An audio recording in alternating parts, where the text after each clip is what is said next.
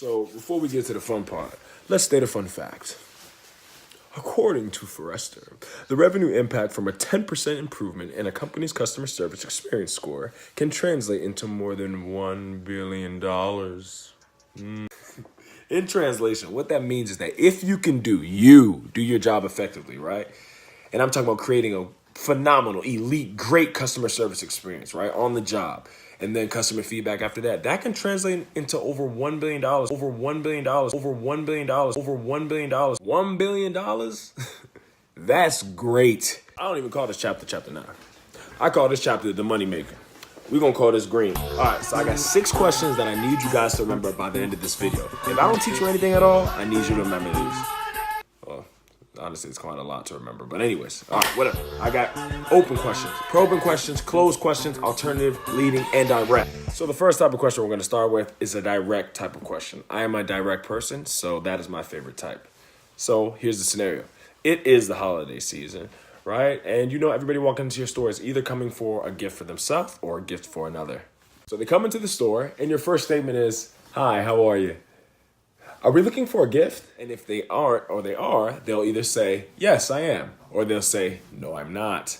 And after that response, then you know and how you should approach them for the rest of their experience. And then if they say that they are, then you can now ask them another direct question, because maybe your store, if they're smart enough, has sales on specific items that they know people like to use as gifts. So then you could say, "We actually have sales on all electronics for 50% off. Would you like to check that out?"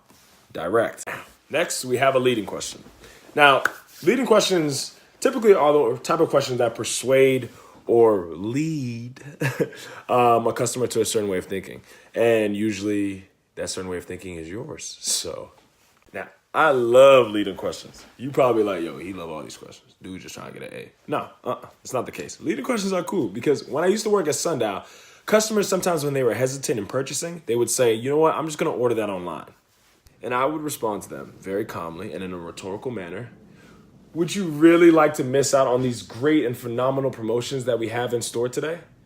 And also, have you checked online? Because there's some things that we have available in store that we don't have online." So as you can see, I am leading them, or not see, but I'm leading them to the idea of purchasing now and not waiting till later, and possibly not actually purchasing it. You just telling me that because you don't want to buy. I'm leading them to that thought. And very quickly, you want to be very careful when it comes to using leading questions, because the customer will be able to sense, and rightfully so, that you're trying to manipulate them, because you are.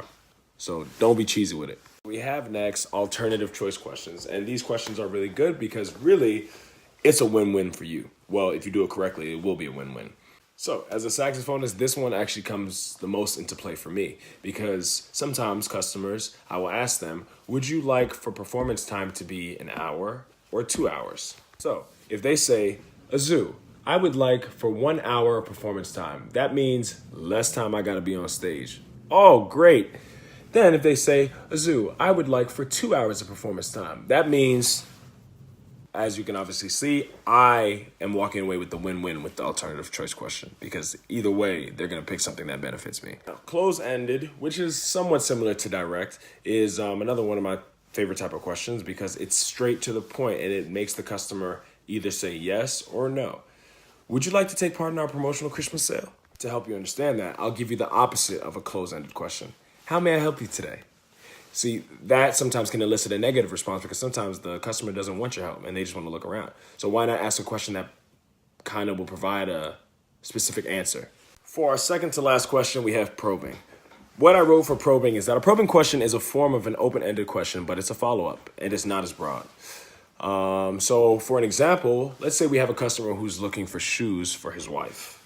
So as you know, most men, sometimes they don't really know anything when it comes to women's shoes. So if he was to describe a shoe to you and you wouldn't, be able to visualize it in your head, then you could ask him, "Sir, I'm not quite sure I know what shoe you're speaking of. Could you give me an example of what it looks like?" You need to use probing questions as the building blocks to the best solution for your customer.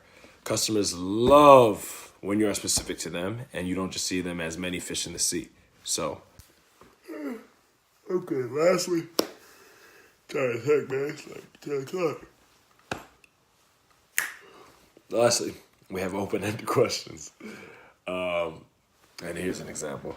So I'll give you the opposite of that. Can I help you?